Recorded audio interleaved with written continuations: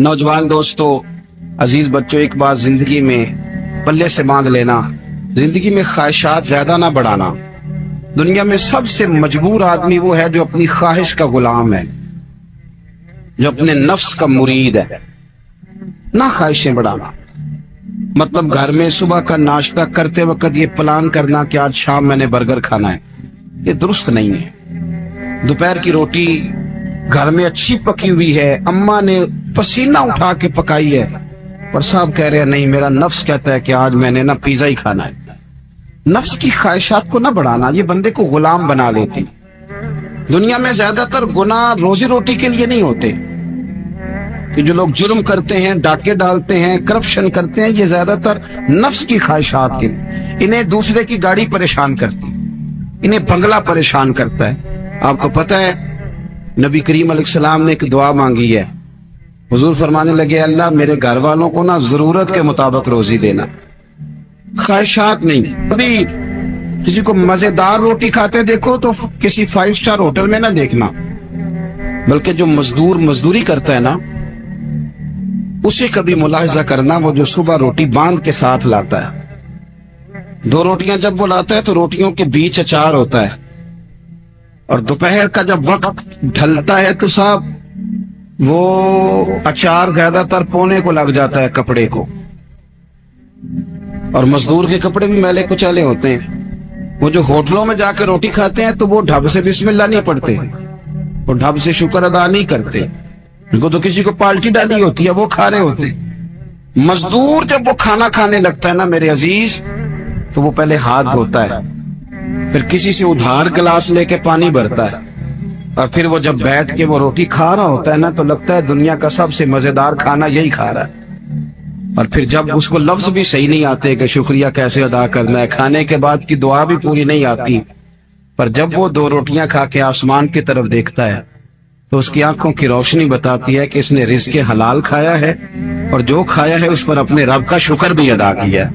ख्वाहिशात को वसी न करो, वसी न करो ख्वाहिशात को कभी भी जिंदगी में। डॉक्टर इकबाल के बेटे ने खत लिखा था इकबाल को कि अब्बा जी आप तो लंदन में हैं, तो मुझे कुछ फीस देनी है, तो अगर इजाजत दें तो मैं किसी से उधार ले लूं। आप ना माँ और बाप को कभी कभी कटहरे में खड़ा कर देते हो जब कहते हो कि पिकनिक जा रही है मरी, जहां से मर्जी उधार लेके दो। आपको पता है फिर आपका बाप बेचारा क्या करता है, किसी के सामने हाथ फैलाना पड़ता है तो बड़ी कमजोरी होती।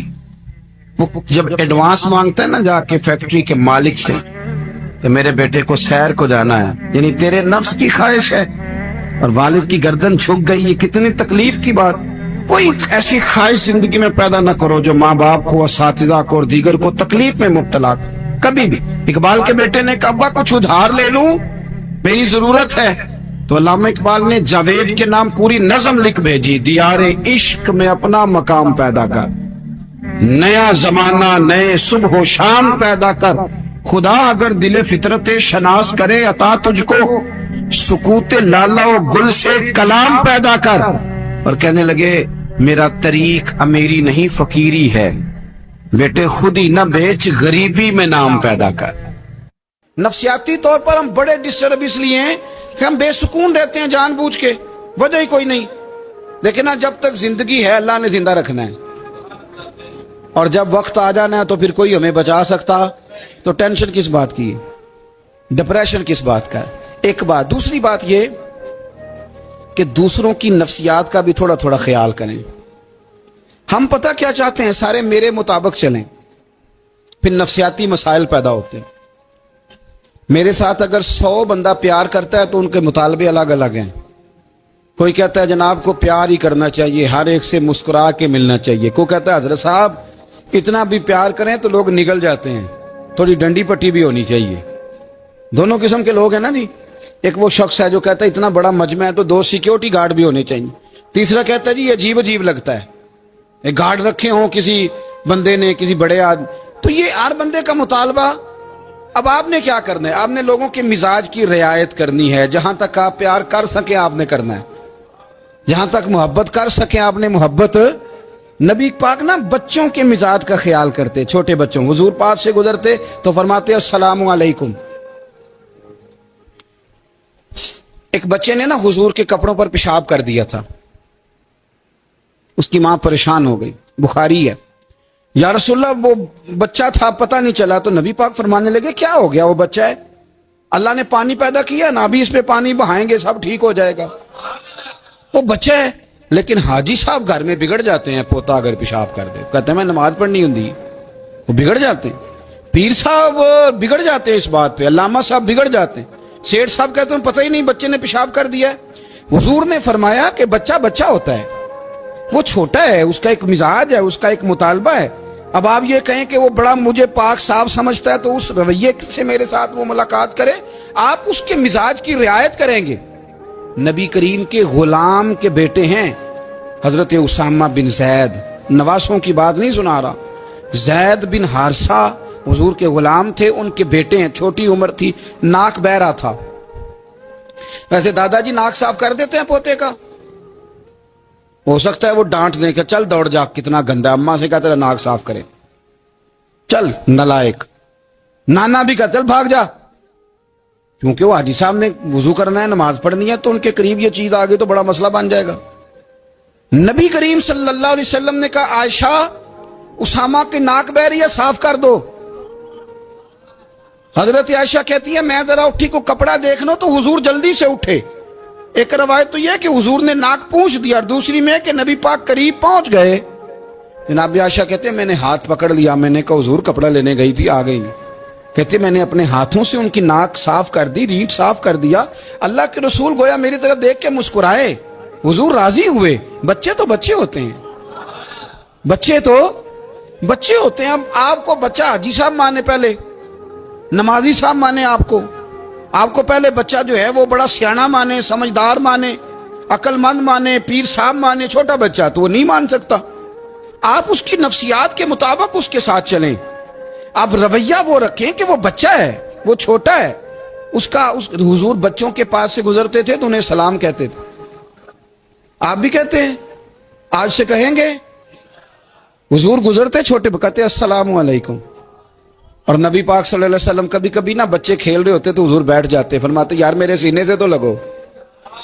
हुजूर जमीन पे बैठ जाते, बच्चा यूं हाथ पे, बच्चा दौड़ा आता, हुजूर के सीने से जब लगता तो नबी पाक गिर जाते और फरमाते ओए होए तुमने तो मुझे गिरा ही दिया है। ये बच्चों के साथ आप जो रवैया रखेंगे वो मीठा होगा। अब आप कहेंगे चूंकि अब मैं एक ओहदे पे हूं, मैं एक मनसब पे हूं, तो ये आपकी नफ्सियाती कमजोरी है।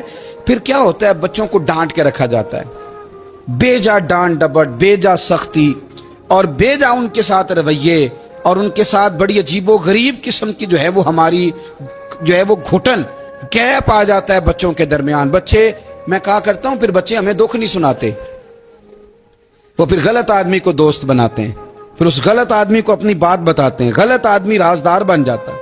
आप इनकी नफ्सियात के मुताबिक इनसे प्यार करें, इन्हें टाइम दें। आप देखें ये क्या सोचते हैं, क्या कहते हैं, किस तरह का इनका रवैया है बच्चों के साथ। फिर नौजवान जब कोई हो जाता है तो उसकी सोचें जवान हो जाती हैं।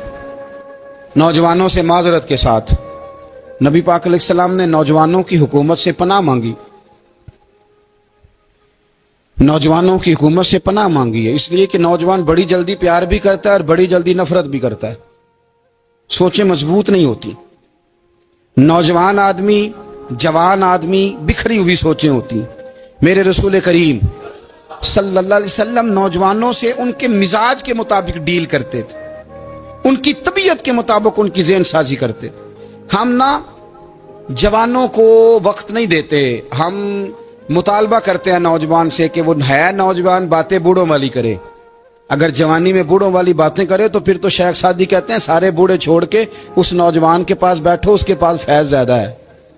अगर ऐसा हो जाए, क्योंकि दर जवानी तौबा करदन शेवाए पैगंबरी, ये तो अच्छी बात है, लेकिन मेरे अजीज अगर ऐसा ना हो, ऐसा मुमकिन ना हो, तो फिर नौजवान को आप उसकी तबीयत के मुताबिक डील करें। आप उसकी सोच देखें, उसका रवैया देखें, उससे प्यार करें। नबी करीम अलैहिस्सलाम के पास एक नौजवान दाखिल हुआ, अंदर दाखिल होते ही उसने फटाफट एक बात कर दी, कहने लगा या रसूलल्लाह मुझे जिना की इजाजत दे दें। میرے جذبات بہت بھٹک گئے، میں روک نہیں سکتا۔ ہمارے ہاں ہمارے گھر میں کوئی فون کرے تو ہم غیرت مند بن جاتے ہیں۔ میری غیرت کو گوارا نہیں کہ کوئی میرے گھر میں فون کرے، اور اگر میں کسی کے گھر میں فون کروں تو پھر غیرت کدھر گئی؟ پھر بھی آپ غیرت مند نہیں صاحب، پھر بھی آپ غیرت مند نہیں۔ اگر آپ کسی کے گھر فون کرتے ہیں تو آپ غیرت مند نہیں، تو یاد رکھیں اگر آپ یہ حرکت کر رہے ہیں تو پھر آپ کو بھی تھوڑا احساس ہونا چاہیے نا۔ نبی کریم صلی اللہ تعالی علیہ وسلم سے اس نے کہا مجھے زنا کی اجازت دیں دے، حضور فرمانے لگے آگے آ جاؤ۔ حضرت عمر کہتے ہیں مجھے بڑا غصہ تھا، میرا دل کر رہا تھا اٹھوں اور 2 تھپڑ ماروں اسے، طریقہ ہے بات کرنے کا۔ حضور نے بلایا، پاس بٹھایا، تھپکی دی، فرمایا ایک بات تو بتا، تیرے سوال کا جواب پھر دیتا ہوں، ایک بات تو بتا۔ یا رسول اللہ صلی اللہ تعالی وسلم ارشاد فرمائیے۔ حضور فرمانے لگے تو پسند کرتا ہے کہ تیری بہن کے ساتھ کوئی زنا کرے؟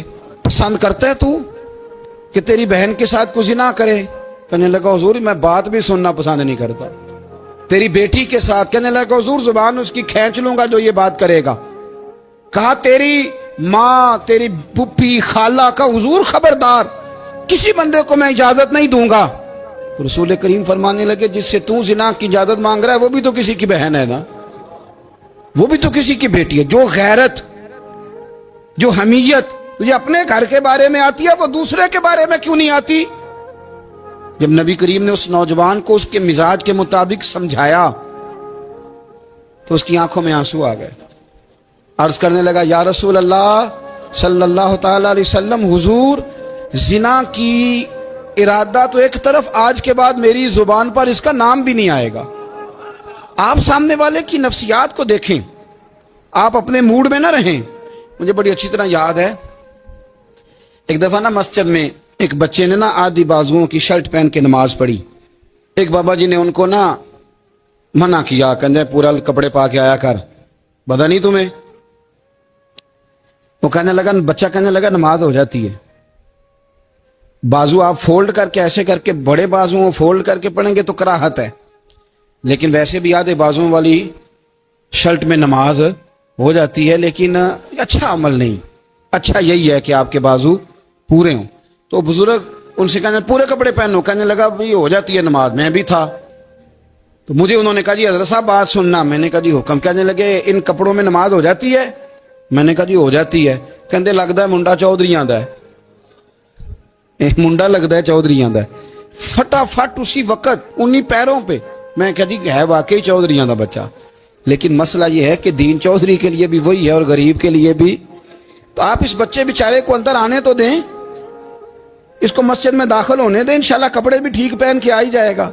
لیکن ہم نے تو ذہن بنا لیا ہے کہ ہم نے اپنی مرضی کے مطابق لوگوں کو قابو کرنا ہے۔ ہم لوگوں کی ذہن کے مطابق اترنے کو تیار نہیں، بس سارے میرے مطابق چلیں۔ یہ تو بات کو پیشوا کرے گا، مقتدا کرے گا، وہ بھی سمجھائے گا۔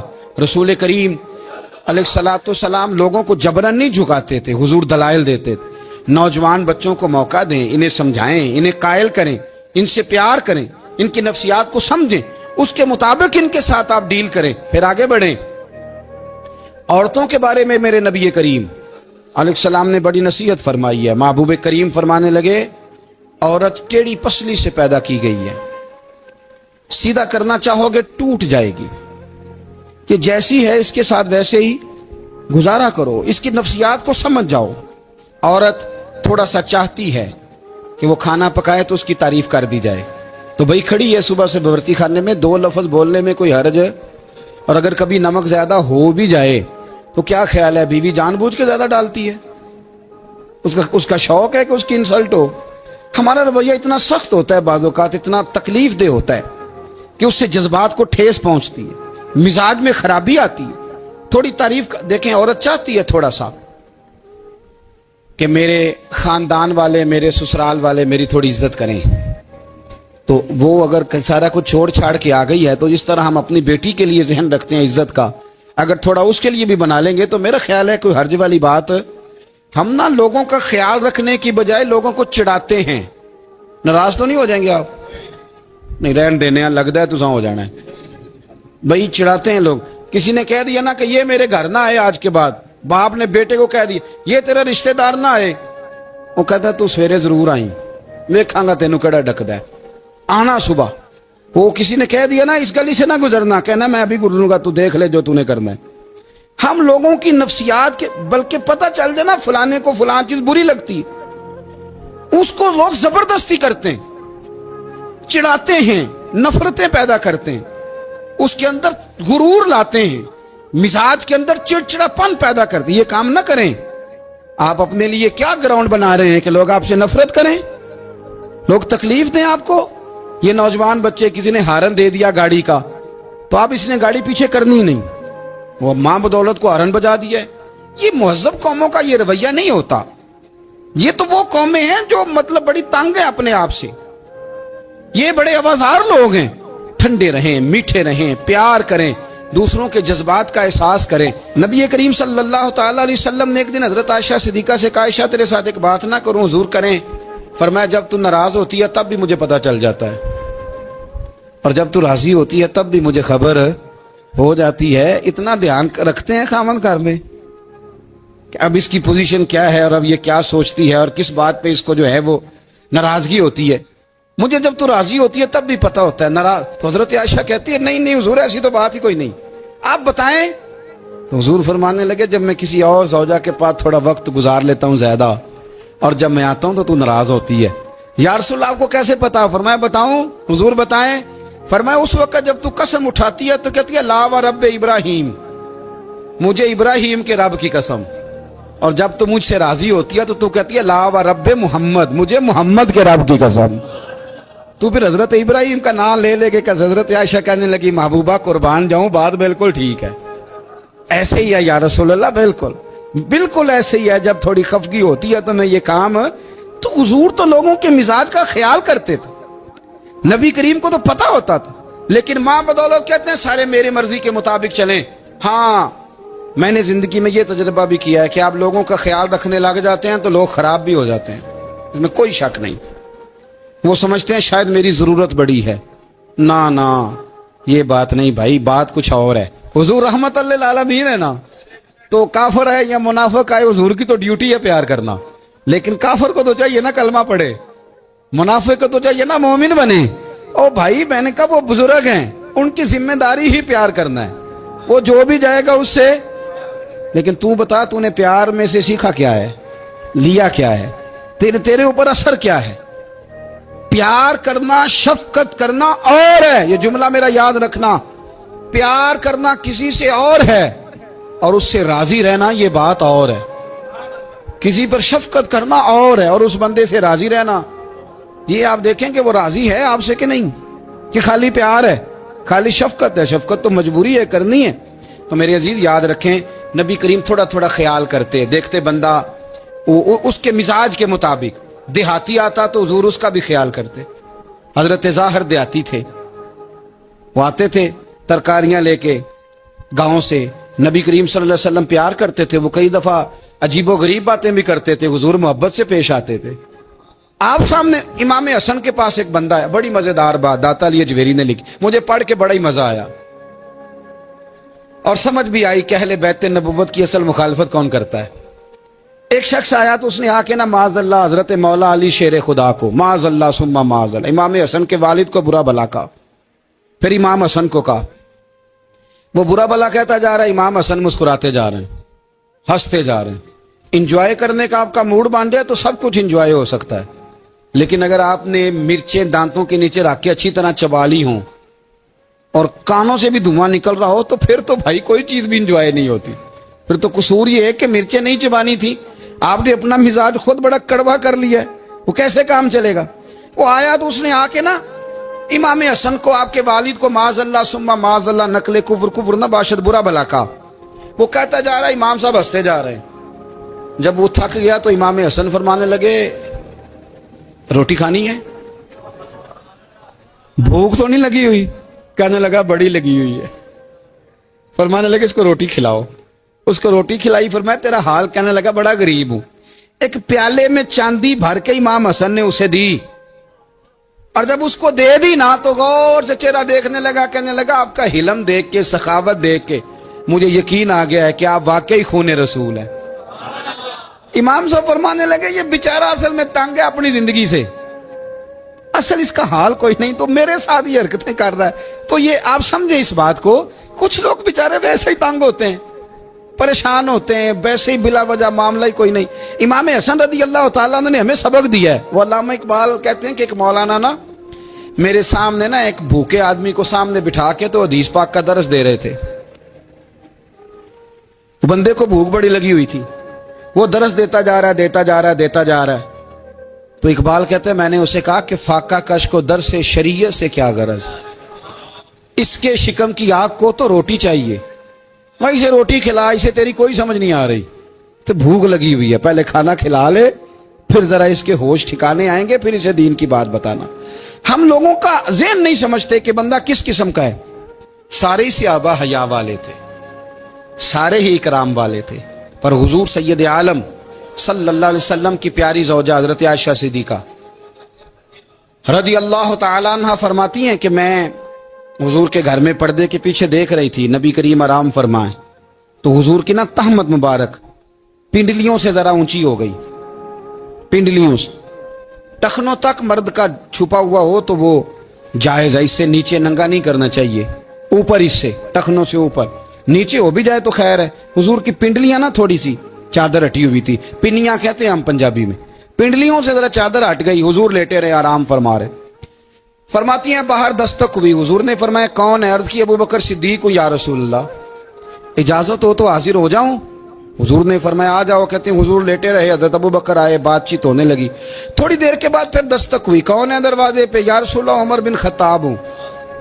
فرمایا آ جاؤ، آ گئے، بات چیت ہوتی رہی، تھوڑی دیر کے بعد عثمان غنی آئے، یا رسول اللہ آ جاؤں؟ فرمایا عثمان ذرا ٹھہر۔ حضرت عثمان ٹھہر گئے، نبی کریم اٹھ کے بیٹھے، چادر مبارک پنڈلیوں کے گرد لپیٹی، اپنے کرتے کو سیدھا فرمایا، کہا عثمان آ جاؤ۔